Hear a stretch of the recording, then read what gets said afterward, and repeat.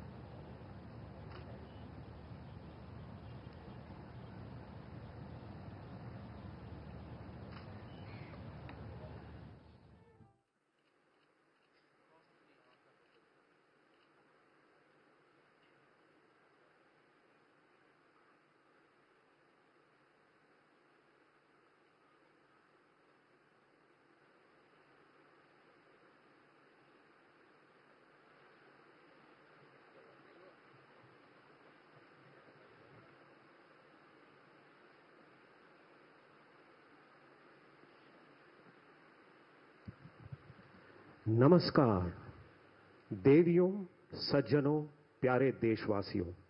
हमारे देश के इस ऐतिहासिक समारोह में आप सभी का हार्दिक स्वागत है। आज भारत के माननीय प्रधानमंत्री श्री नरेंद्र मोदी जी की भव्य उपस्थिति में भारत में निर्मित 3 विशाल शक्तिशाली युद्धपोत सूरत, नीलगिरी और वागशीर का भारतीय नौसेना में नियुक्तिकरण होगा। इन 3 विशाल युद्धपोत सूरत, नीलगिरी और वागशीर का निर्माण भारत के अपने Mazagon dock ship builders limited में हुआ। माझगांव डॉक शिप बिल्डर्स के मेहनती कारीगर, कर्मचारी और अधिकारियों को विशेष नमन है। आज का समारोह हर दृष्टिकोण से एक विशेष ऐतिहासिक समारोह है, क्योंकि हमारे देश के इतिहास में पहली बार भारत में निर्मित 3 विशाल युद्धपोत का एक साथ भारतीय नौसेना में नियुक्तिकरण हो रहा है। कुछ लोग सोच रहे हैं कि आज एक सुनहरा सपना साकार हो रहा है। नहीं, आज कोई सपना साकार नहीं हो रहा, क्योंकि आज तक पूरी दुनिया में किसी ने सपने में भी नहीं सोचा था कि एक दिन ऐसा आएगा जब भारत में निर्मित ऐसे 3 विशाल युद्धपोत का एक साथ भारतीय नौसेना में नियुक्तिकरण होगा। विश्व के कोने कोने में लोग हैरान हैं कि करोड़ों भारतवासियों को ऐसी प्रेरणा, ऐसा आत्मविश्वास, ऐसा संकल्प कहां से मिलता है। दोस्तों, पूरी दुनिया जानती है कि माननीय प्रधानमंत्री श्री नरेंद्र मोदी जी के नेतृत्व में हमारे देश भारत में क्रांतिकारी परिवर्तन और क्रांतिकारी प्रगति हो रही है। आज पूरे विश्व को यह संदेश ऐलान होगा कि माननीय प्रधानमंत्री श्री नरेंद्र मोदी जी के नेतृत्व में आपके मार्गदर्शन के बल पर हमारा देश भारत अमृत काल के लक्ष्य विकसित भारत की ओर अपार ऊर्जा, शक्ति और संकल्प के साथ अग्रसर है। देवियों और सज्जनों, आपसे निवेदन है कि भारत के माननीय प्रधानमंत्री श्री नरेंद्र मोदी जी को अपना आभार व्यक्त करें। जोरदार तालियों के साथ उनका स्वागत करें।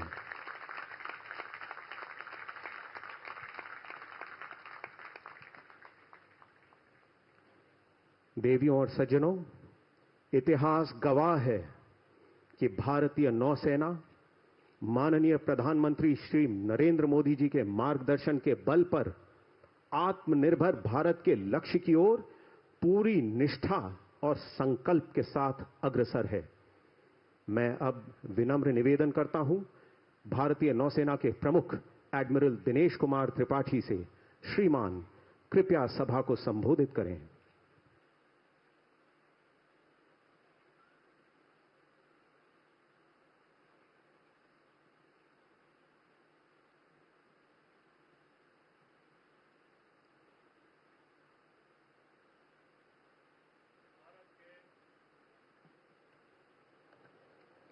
भारत के माननीय प्रधानमंत्री श्री नरेंद्र मोदी जी, महाराष्ट्र के राज्यपाल श्री सीपी राधाकृष्णन जी, महाराष्ट्र के मुख्यमंत्री श्री देवेंद्र फडणवीस जी, माननीय रक्षा मंत्री श्री राजनाथ सिंह जी, रक्षा राज्य मंत्री श्री संजय सेठ जी, महाराष्ट्र के उप मुख्यमंत्री श्री एकनाथ शिंदे जी और Shri Ajit Pawar ji, chief of defence staff general Anil Chauhan, chief of air staff air chief marshal Amanpreet Singh, रक्षा सचिव Shri R K. Singh, flag officers commanding in chief of western and eastern naval command, secretary department of defence production, CMD Majgaon Docks Limited, flag officers, distinguished invitees,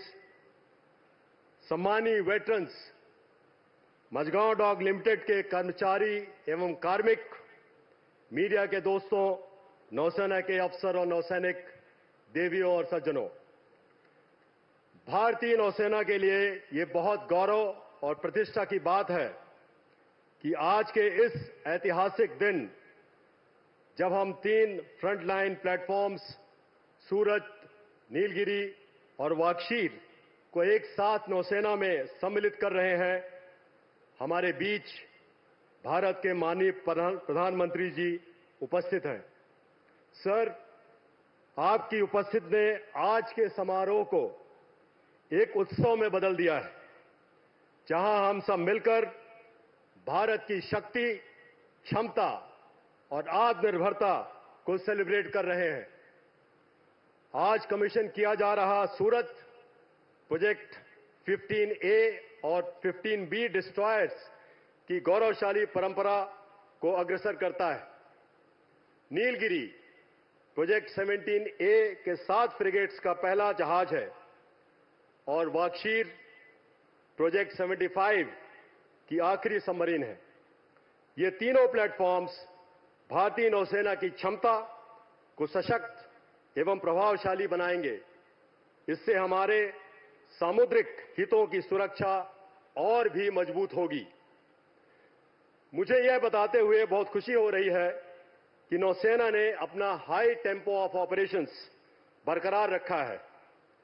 इससे हिंद महासागर क्षेत्र में हमारे national maritime interest को safeguard करने में और प्रधानमंत्री जी के SAGAR security and growth for all in the region vision को सक्षम करने में हम सफल हुए हैं। आज का समारोह Mazagon docks limited, naval headquarters, western naval command, warship overseeing team Mumbai और फील्ड यूनिट्स के प्रत्येक सदस्य की मेहनत, समर्पण और कार्यकुशलता का परिणाम है। मैं हमारे बीच मौजूद वेटरन्स, जिनमें 2 भूतपूर्व नौसेना अध्यक्ष एडमिरल विजय सिंह शेखावत और एडमिरल महादेव सिंह भी शामिल हैं, को धन्यवाद देना चाहूंगा।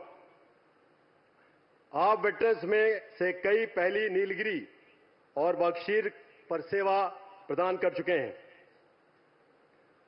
आज सूरत, नीलगिरी और बख्शीर के कमीशनिंग क्रूज को हार्दिक बधाई देते हुए मैं यही बयान करूंगा कि आपके पास हमारे देश की सर्वोत्तम टेक्नोलॉजी उपलब्ध है।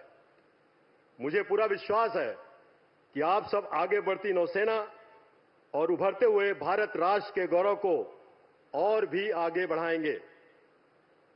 अंत में एक बार फिर मैं भारतीय नौसेना की ओर से तहे दिल से हमारे माननीय प्रधानमंत्री श्री नरेंद्र मोदी जी का आभार व्यक्त करना चाहूंगा। धन्यवाद देवियों और सज्जनों। जय हिंद।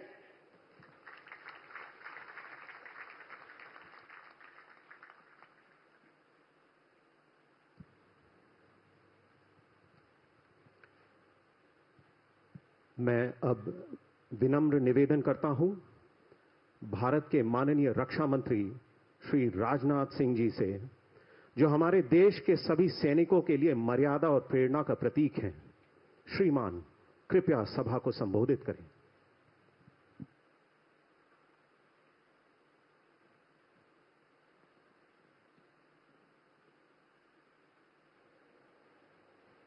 अंतर्राष्ट्रीय जगत में भारत का कद ऊंचा करने वाले हमारे देश के यशस्वी प्रधानमंत्री आदरणीय Narendra Modi ji, honourable governor Maharashtra Shri C P Radhakrishnan ji, honourable chief minister of Maharashtra Shri Devendra ji Fadnavis, रक्षा राज्य मंत्री Shri Sanjay ji Seth, deputy CM Maharashtra Shri Eknath ji Shinde, Shri Ajit ji Pawar, deputy CM of Maharashtra general Anil Chauhan, chief of defence staff admiral D K. Tripathi, chief of naval staff, अन्य अधिकारी वर्ग, मीडिया के मित्रों, देवियों व सज्जनों, सबसे पहले मैं आज इस ऐतिहासिक अवसर पर हमारे माननीय प्रधानमंत्री श्री नरेंद्र मोदी जी का हृदय से स्वागत और अभिनंदन करता हूं। मैं आपका आभार व्यक्त करता हूं प्रधानमंत्री जी कि आप अपनी व्यस्त दिनचर्या से बहुमूल्य समय निकालकर आज यहां हम सबके बीच उपस्थित हुए हैं। माननीय प्रधानमंत्री जी, भारत की सुरक्षा व्यवस्था सुदृढ़ करना और रक्षा क्षेत्र में आत्मनिर्भरता लाना हमेशा आपकी प्रायोरिटी रही है। आपने लगातार इस संबंध में अपना गाइडेंस हम सबको दिया है। हमारे डिफेंस सेक्टर का लगातार बढ़ता सामर्थ्य इस बात का जीवंत उदाहरण है। आईएनएस सूरत, आईएनएस नीलगिरी और आईएनएस वाक्षीर यानी एक डिस्ट्रॉयर, एक फ्रिगेट और एक सबमरीन की एक साथ हो रही हिस्टोरिक कमीशनिंग सिर्फ इंडियन नेवी की ही नहीं बल्कि आपके नेतृत्व में इंडियन ओशन रीजन में भारत की बढ़ती ताकत का भी यह प्रमाण है। साथियों, वैसे तो इंडियन ओशन रीजन में हमेशा से जियो स्ट्रेटेजिक और इकोनॉमिक दृष्टि से यह रीजन महत्वपूर्ण रहा है, परंतु आज के तेजी से बदलते हुए परिवेश में यह और भी महत्वपूर्ण हो गया है। आज हम यह कह सकते हैं कि जो महत्व पूर्व में अटलांटिक ओशन का हुआ करता था, वो महत्व आज शिफ्ट होकर इंडियन ओशन की ओर आ गया है। दुनिया के ट्रेड और कॉमर्स का एक बहुत बड़ा हिस्सा इस क्षेत्र से होकर गुजरता है। इसके अलावा आज जियो स्ट्रेटेजिक कारणों से यह क्षेत्र इंटरनेशनल पावर राइवलरी का भी एक हिस्सा स्वाभाविक रूप से बनता जा रहा है। साथ ही यहाँ drug trafficking, narcotics, smuggling, illegal fishing, human trafficking, terrorism आदि इलीगल एक्टिविटीज का प्रयास होता रहता है। इंडियन ओशन रीजन में भारत का जियो स्ट्रेटेजिक और इकोनॉमिक इंटरेस्ट बहुत पुराने समय से ही रहा है।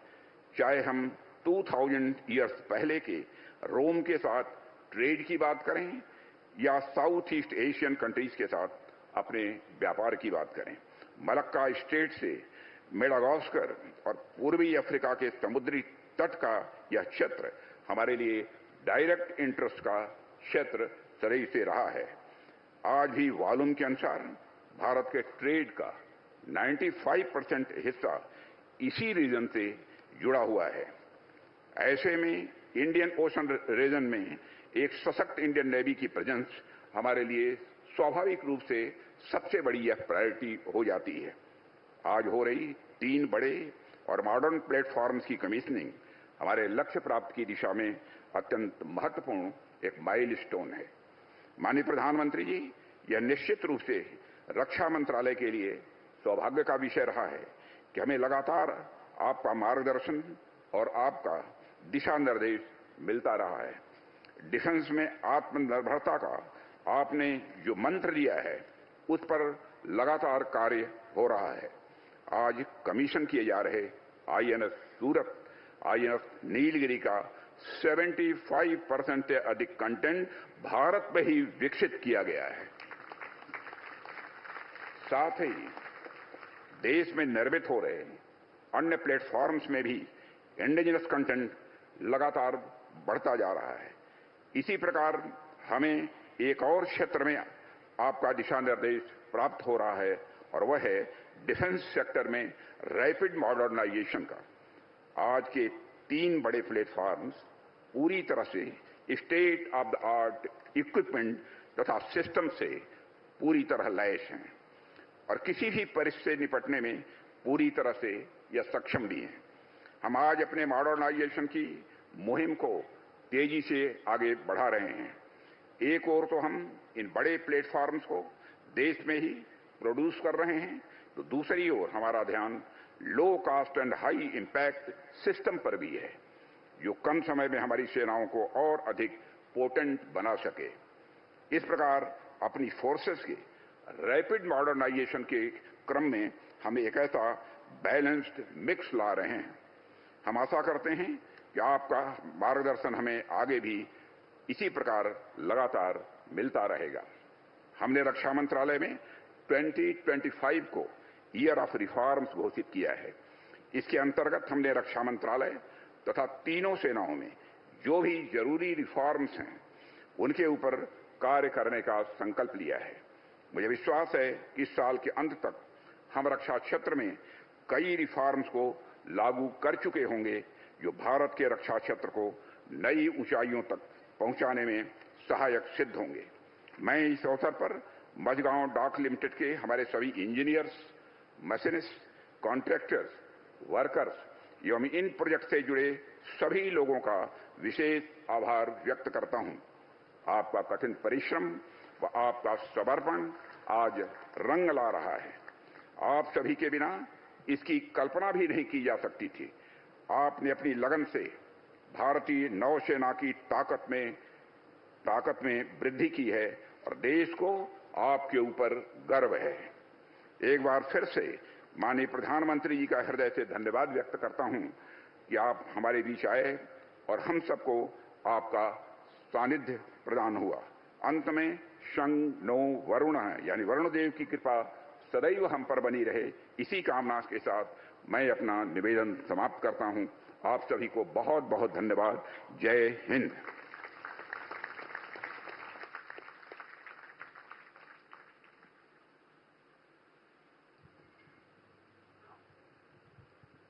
देवियों और सज्जनों, अब इन 3 विशाल युद्धपोत के कमान अधिकारी एक एक करके नियुक्तिकरण आदेश का ऐलान करेंगे। To read out the commissioning warrant of Wagshir, I now invite the commanding officer designate, Commander Vineet Sharma.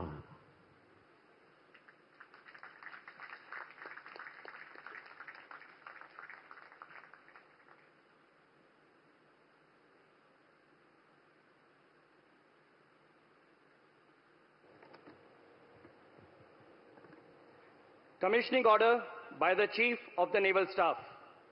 Whereas the Government of India has decided that Indian naval ship Wagshir be commissioned, you are hereby directed to proceed to commission the said ship on the 15th day of January 2025. Indian naval ship Wagshir will be administered by the Flag Officer Commanding-in-Chief, Western Naval Command, given under my hand this, the 15th day of January 2025. Signed, Dinesh K. Tripathi, Admiral, Chief of the Naval Staff.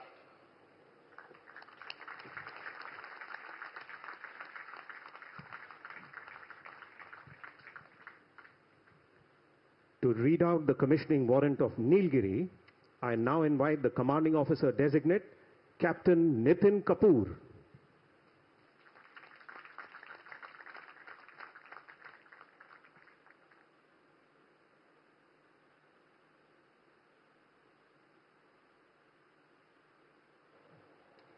Commissioning order by the Chief of the Naval Staff.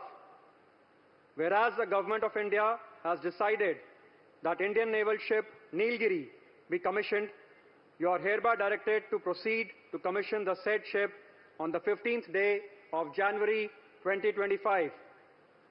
Indian naval ship Nilgiri will be administered by the Flag Officer Commanding-in-Chief, Western Naval Command. Given under my hand this, the 15th day of January 2025. Signed, Dinesh Kumar Tripathi, Admiral, Chief of the Naval Staff.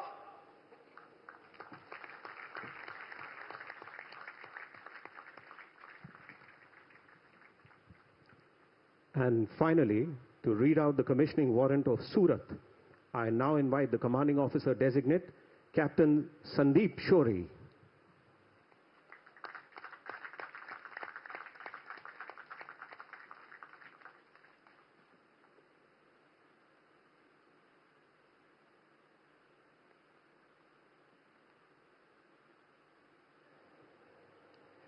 Commissioning order by the Chief of the Naval Staff. Whereas the Government of India has decided that Indian naval ship Surat be commissioned, you are hereby directed to proceed to commission the said ship on the 15th day of January 2025. Indian naval ship Surat will be administered by the Flag Officer Commanding-in-Chief, Western Naval Command. Given under my hand this, the 15th day of January 2025. Signed, Dinesh Kumar Tripathi, Admiral, Chief of the Naval Staff.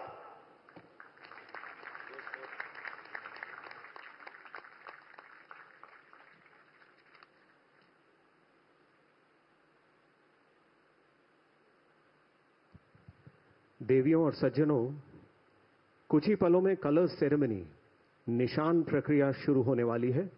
निशान प्रक्रिया के दौरान राष्ट्रगान बजाया जाएगा। Colours ceremony निशान प्रक्रिया की घोषणा पर सभी जन वॉरशिप्स की दिशा में नौसेना के ध्वज की ओर मुड़कर अपने स्थानों पर खड़े हो जाएं और राष्ट्रगान की समाप्ति तक खड़े रहें। राष्ट्रगान के दौरान जो लोग वर्दी में हैं वे सलामी देंगे।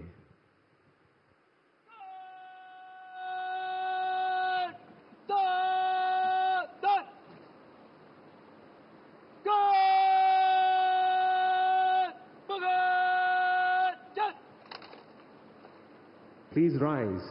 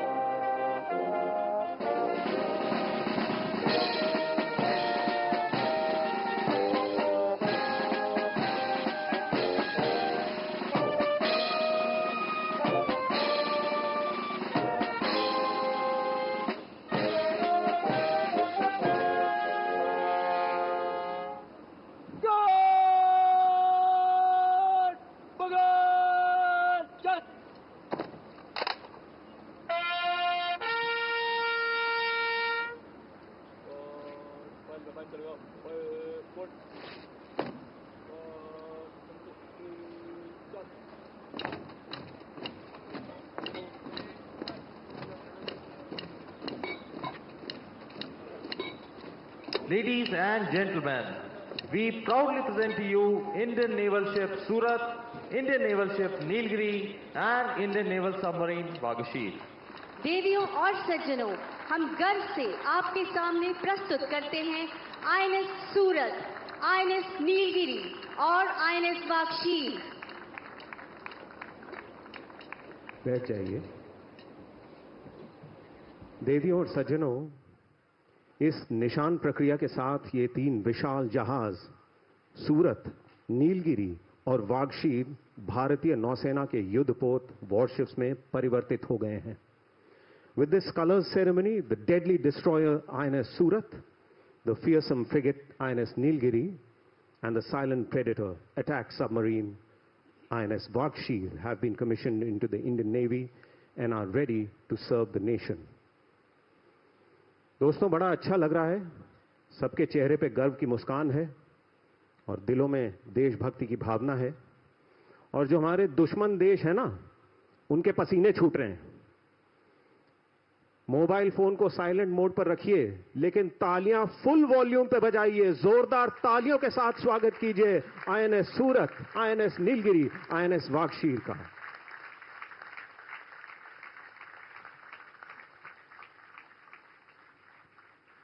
दोस्तों, अब दिल की धड़कन तेज हो चुकी है। ऐसा क्यों? ऐसा इसलिए कि जब हमारे माननीय प्रधानमंत्री जी श्री नरेंद्र मोदी देश के या विश्व के किसी भी कोने में जाते हैं तो लोगों के दिलों की धड़कन तेज हो जाती है। भारत के नौसैनिक आसमान की ऊंचाइयों से लेकर महासागर के खामोश गहराइयों तक तैनात हैं, तैयार हैं। एक विशेष संदेश भारतीय नौसेना के वीर नौसेनों की दिलों की आवाज, एक विशेष संदेश माननीय प्रधानमंत्री श्री नरेंद्र मोदी जी के लिए। जिंदगी हर कदम एक नई जंग है। जिंदगी हर कदम एक नई जंग है। जीत जाएंगे हम, आप अगर संग हैं। जीत जाएंगे हम, आप अगर संग हैं। दोस्तों, समय आ गया है उस आवाज को सुनने का, जिस आवाज ने हम सब भारतवासियों के दिल में आत्मविश्वास, प्रेरणा और संकल्प की भावना जागृत कर भारत में क्रांतिकारी परिवर्तन लाकर अमृत काल का उदय कर दिया है। मैं अब विनम्र निवेदन करता हूं माननीय प्रधानमंत्री श्री नरेंद्र मोदी जी से, श्रीमान कृपया सभा को संबोधित करें। देवियों और सज्जनों, जोरदार तालियों के साथ स्वागत कीजिए भारत के प्रधानमंत्री श्री नरेंद्र मोदी।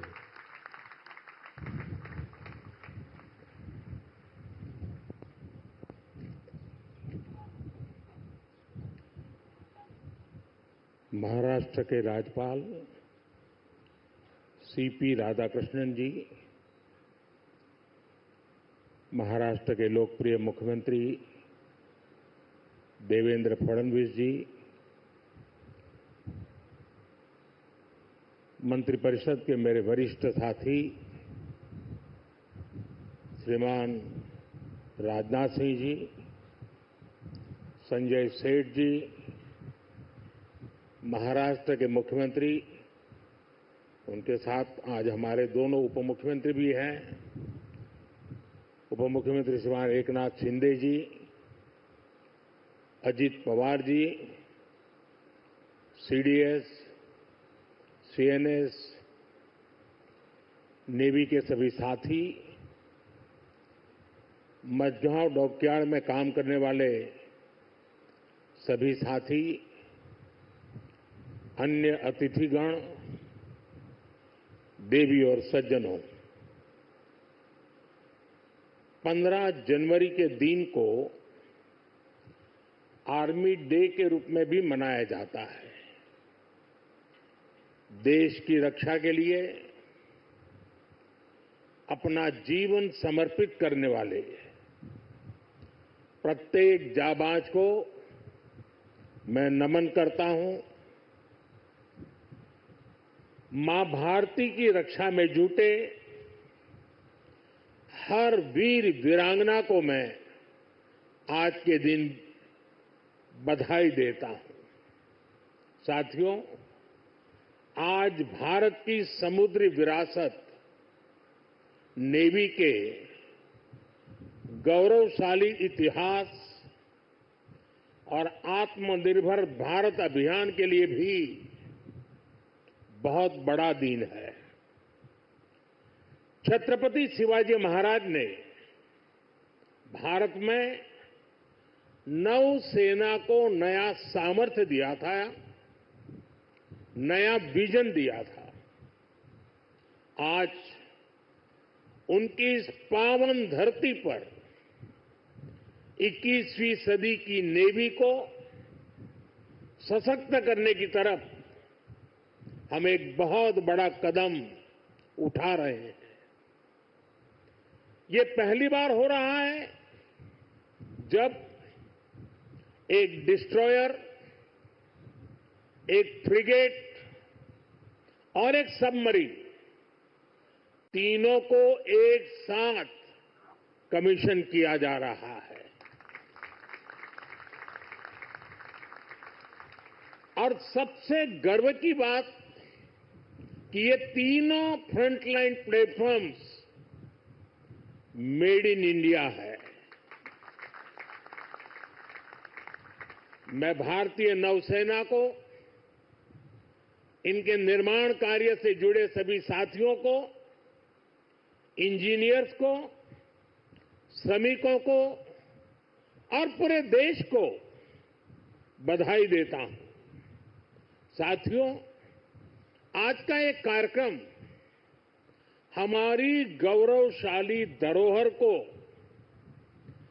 भविष्य की आकांक्षाओं से जोड़ता है। लंबी समुद्री यात्राएं, commerce, naval defence, ship industry, इसमें हमारा एक समृद्ध इतिहास रहा है। अपने इतिहास से प्रेरणा लेते हुए आज का भारत दुनिया की एक मेजर मैरीटाइम पावर बन रहा है। आज जो प्लेटफॉर्म लॉन्च हुए हैं, उनमें भी इसकी झलक है। अब जैसे हमारा नीलगिरी चौल वंश के समुद्री सामर्थ्य के प्रति समर्पित है।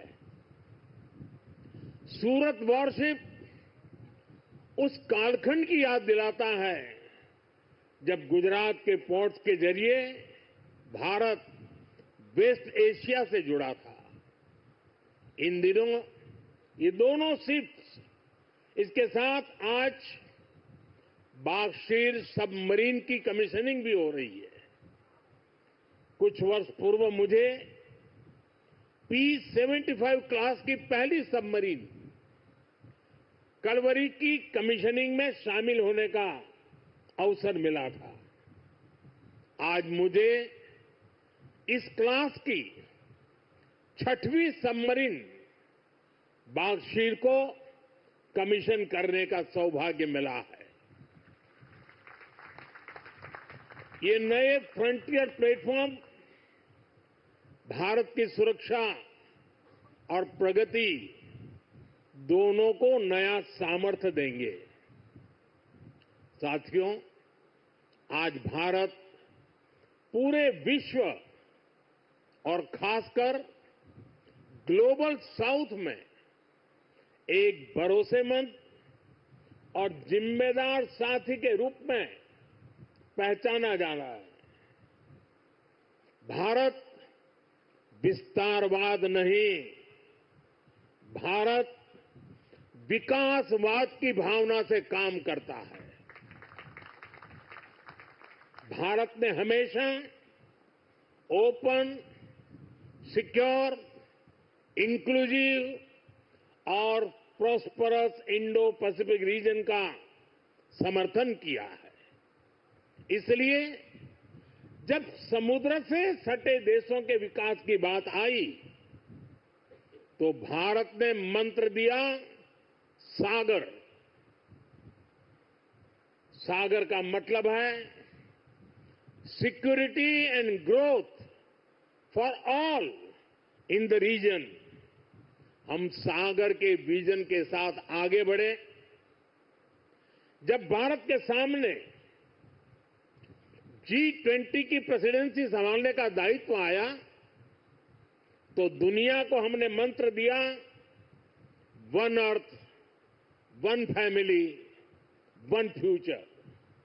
जब दुनिया कोरोना से लड़ते हुए पस्त पड़ रही थी तब भारत ने विजन दिया वन अर्थ, वन हेल्थ। हम पूरे विश्व को अपना परिवार मानकर चलते हैं। हम सबका साथ, सबका विकास उस सिद्धांत पर विश्वास करने वाले लोग हैं और इसलिए इस पूरे क्षेत्र की रक्षा सुरक्षा भी भारत अपना दायित्व समझता है।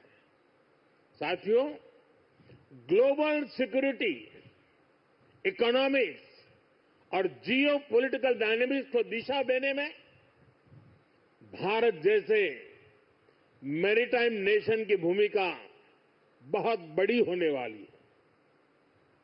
आर्थिक प्रगति और एनर्जी सिक्योरिटी के लिए ये जरूरी है कि ट्रेडिशनल वाटर्स को प्रोटेक्ट किया जाए, टेरिटोरियल वाटर्स को प्रोटेक्ट किया जाए, फ्रीडम ऑफ नेविगेशन को इंश्योर किया जाए और ट्रेड की सप्लाई लाइन और सी रूट्स सुरक्षित हो।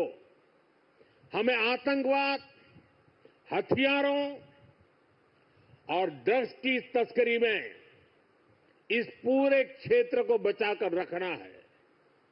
इसलिए आज जरूरी है कि समुद्र को सेफ और प्रॉस्परस बनाने में हम ग्लोबल पार्टनर बने। हम लॉजिस्टिक की एफिशिएंसी बढ़ाने और शिपिंग इंडस्ट्री के लिए काम करें। हम रेयर मिनरल्स, फिश स्टॉक जैसे ओशन रिसोर्सेज का दुरुपयोग रोकने में और इसे मैनेज करने की कैपेसिटी डेवलप करें। हम न्यू शिपिंग रूट्स और सी लेन्स पर अब कम्युनिकेशन को खोजने में इन्वेस्ट करें। मुझे खुशी है कि आज भारत इस दिशा में लगातार कदम उठा रहा है। भारत पूरे इंडियन ओशन रीजन में फर्स्ट रिस्पॉन्डर भी बनकर उभरा है। बीते कुछ महीनों में ही हमारी नौसेना ने सैकड़ों जानें बचाई हैं हजारों करोड़ रुपए के नेशनल और इंटरनेशनल कार्गो की सुरक्षा की है। इससे दुनिया का भारत पर भरोसा बढ़ा है, आप सबके कारण बढ़ा है, और इसलिए मैं आज आप सबका भी अभिनंदन करता हूं। भारतीय नौसेना, कोस्ट गार्ड, उन पर यह लगातार भरोसा बढ़ता जा रहा है। आज आप ही देख रहे हैं, आसियान हो, ऑस्ट्रेलिया हो, गल्फ हो, अफ्रीका के देश हो, सबके साथ आज भारत का आर्थिक सहयोग लगातार मजबूत हो रहा है। संबंधों की इस मजबूती में इंडियन ओशन रीजन में भारत की उपस्थिति, भारत का सामर्थ्य एक बहुत बड़ा आधार है, और इसलिए आज का ये आयोजन सैन्य दृष्टि के साथ ही आर्थिक दृष्टि से भी उतना ही अहम है। साथियों, 21वीं सदी के भारत का सैन्य सामर्थ्य भी अधिक सक्षम हो, आधुनिक हो, ये देश की प्राथमिकताओं में से एक है। जल हो, थल हो, नभ हो, डीप सी हो या फिर असीम अंतरिक्ष, हर जगह भारत अपने हितों को सुरक्षित कर रहा है। इसके लिए निरंतर रिफॉर्म्स किए जा रहे हैं। चीफ ऑफ डिफेंस स्टाफ का गठन ऐसा ही एक रिफॉर्म है। हमारी सेनाएं और अधिक एफिशिएंट हो, इसके लिए थिएटर कमांड की दिशा में भी भारत आगे बढ़ रहा है। साथियों, पिछले 10 साल में जिस तरह भारत की तीनों सेनाओं ने आत्मनिर्भरता के मंत्र को अपनाया है, वो बहुत ही सराहनीय है। संकट के समय दूसरे देशों पर भारत की निर्भरता कम से कम हो, इस गंभीरता को समझते हुए आप सभी इस काम को आगे बढ़ा रहे हैं, नेतृत्व दे रहे हैं। हमारी सेनाओं ने 5000 से ज्यादा ऐसे साजो सामान और उपकरणों की लिस्ट तैयार की है जो अब वो विदेशों से नहीं मंगाएगी। जब भारत का सैनिक भारत में बने साजो सामान के साथ आगे बढ़ता है तो उसका आत्मविश्वास भी कुछ अलग ही होता है। पिछले 10 साल में कर्नाटका में देश की सबसे बड़ी हेलीकॉप्टर बनाने वाली फैक्ट्री शुरू हुई है। सेनाओं के लिए ट्रांसपोर्ट एयरक्राफ्ट बनाने वाली फैक्ट्री शुरू हुई है। तेजस फाइटर प्लेन के भारत की साख को आसमान की नई ऊंचाई पर पहुंचाया है। यूपी और तमिलनाडु में बन रहे डिफेंस कॉरिडोर्स डिफेंस प्रोडक्शन को और गति देने वाले हैं। और मुझे खुशी है कि हमारी नेवी ने भी मेक इन इंडिया अभियान का बहुत अधिक विस्तार किया है।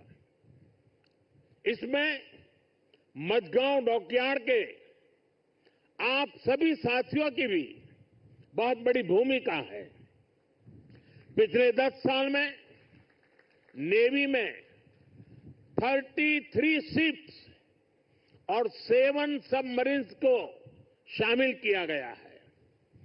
इन 40 नेवल वेसल्स में से 39 भारतीय शिपयार्ड में ही बने हैं।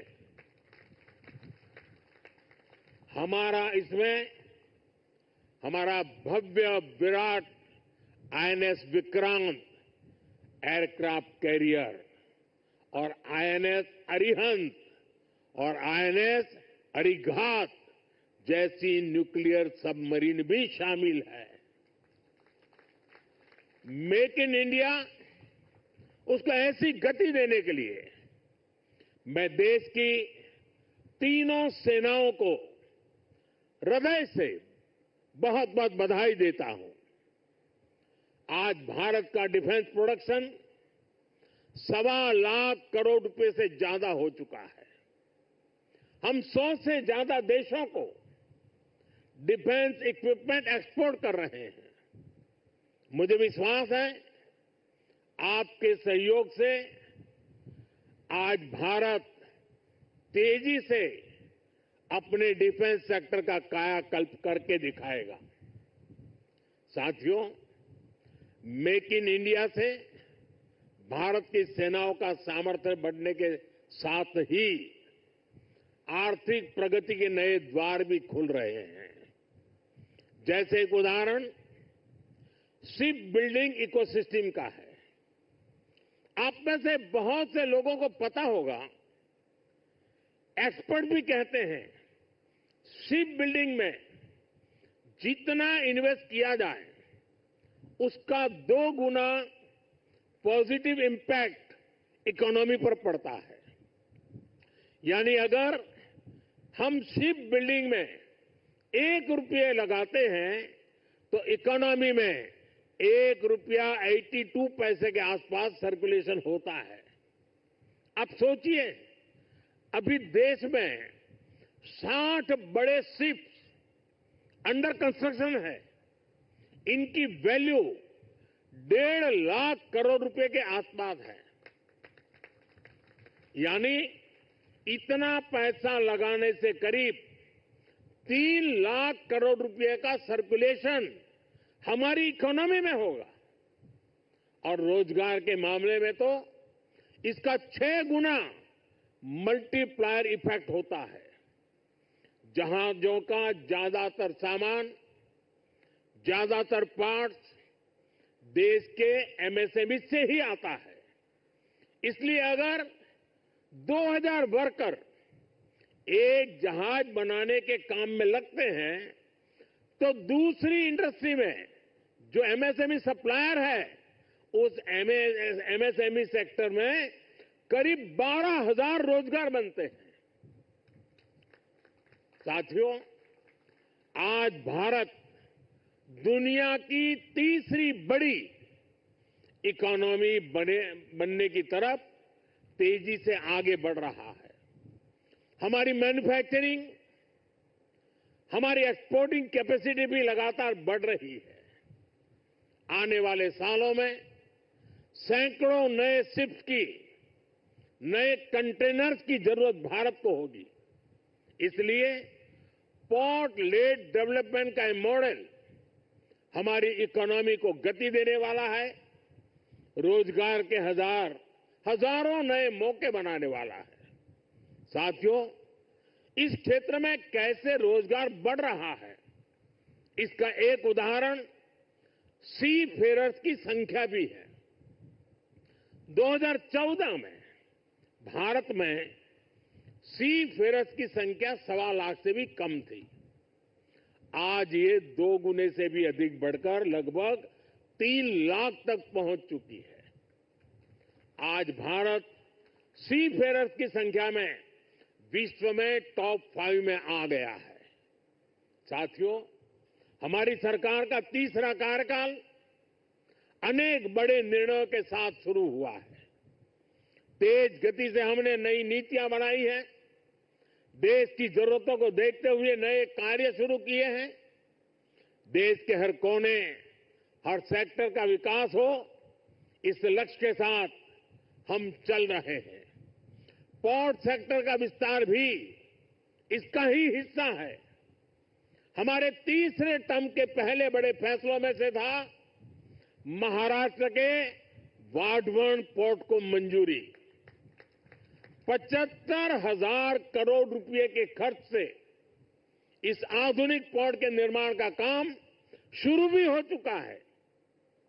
इससे भी महाराष्ट्र में रोजगार के हजारों नए अवसर बनने वाले हैं। साथियों, बहुत लंबे समय तक बॉर्डर और कोस्टलाइन से जुड़े कनेक्टिविटी इंफ्रास्ट्रक्चर पर उतना ध्यान नहीं दिया गया। बीते 10 सालों में इसके लिए भी अभूतपूर्व काम हुआ है। 2 दिन पहले ही मुझे जम्मू कश्मीर में सोनमर्ग टनल का लोकार्पण करने का अवसर मिला है।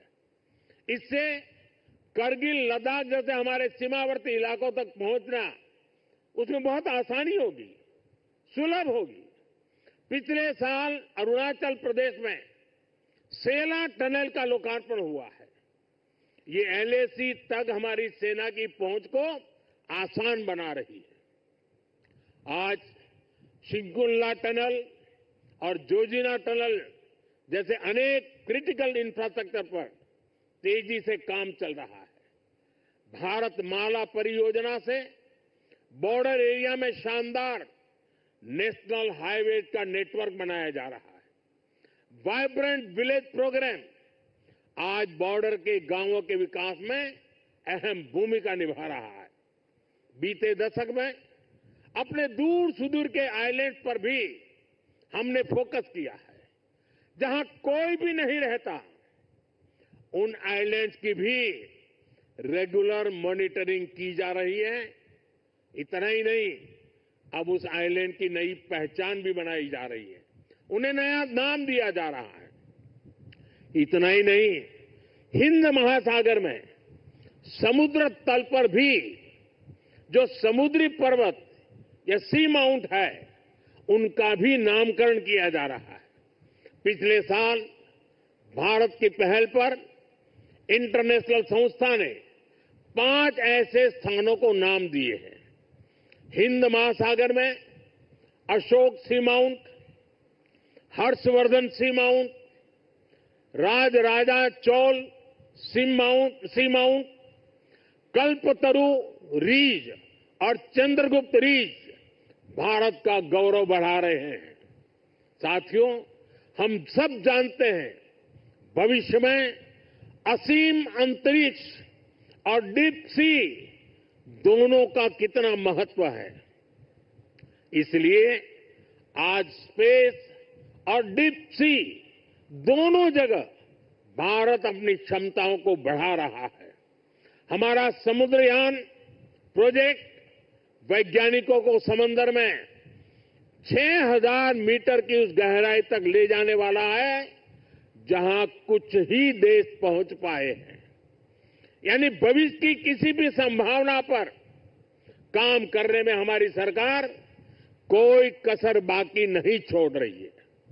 साथियों, 21वीं सदी का भारत पूरे आत्मविश्वास के साथ आगे बढ़े, इसके लिए ये बहुत जरूरी है कि हम गुलामी के प्रतीकों से भी मुक्त हो। और हमारी नौसेना ने इसमें भी नेतृत्व दिखाया है। नौसेना ने अपने ध्वज को छत्रपति शिवाजी महाराज की गौरवशाली परंपरा से जोड़ा है। नेवी ने एडमिरल रैंक के एप्लेट भी छत्रपति शिवाजी महाराज की परंपरा के अनुसार रिडिजाइन किए हैं। मेक इन इंडिया का अभियान, भारत की आत्मनिर्भरता का अभियान भी गुलामी की मानसिकता से मुक्ति को बढ़ावा देता है। मुझे विश्वास है आप सभी ऐसे ही देश को गौरव से भरे पल देते रहेंगे।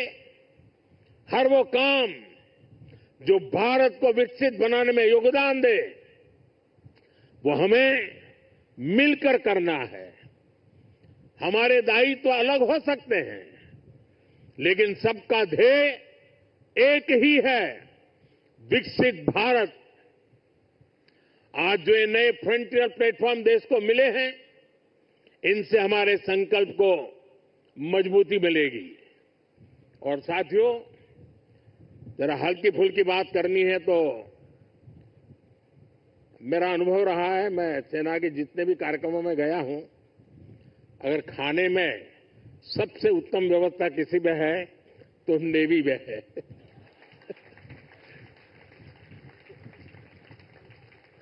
विविधताओं से भरपूर।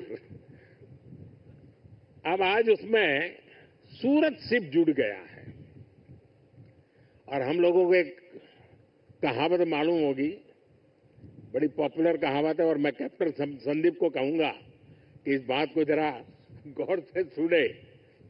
वो कहावत है, सूरत का जमण और काशी का मरण। यानी सूरत का जो भोजन होता है वो उतना ही महान होता है, श्रेष्ठ होता है। अब जब सूरत लॉन्च हो रहा है तो मुझे विश्वास है कैप्टन संदीप सुरती खाना भी लोगों को खिलाएंगे। साथियों, ये बहुत ही उत्तम अवसर है। पूरा देश आपको शुभकामनाएं दे रहा है, पूरा देश गौरव से भर रहा है और इसीलिए एक नए विश्वास के साथ, नए उमंग और उत्साह के साथ, नए संकल्प के साथ विकसित भारत के संकल्प को पूर्ण करने के लिए हम पूरे सामर्थ्य से जुड़े।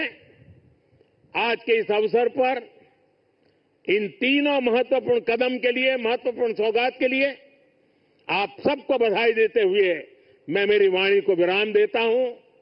आप सबको बहुत बहुत शुभकामनाएं। पूरी ताकत से मेरे साथ बोलिए, भारत माता की। कम से कम इस कार्यक्रम में वो आवाज सबसे ज्यादा गूंजनी चाहिए। भारत माता की, भारत माता की, भारत माता की। बहुत बहुत धन्यवाद।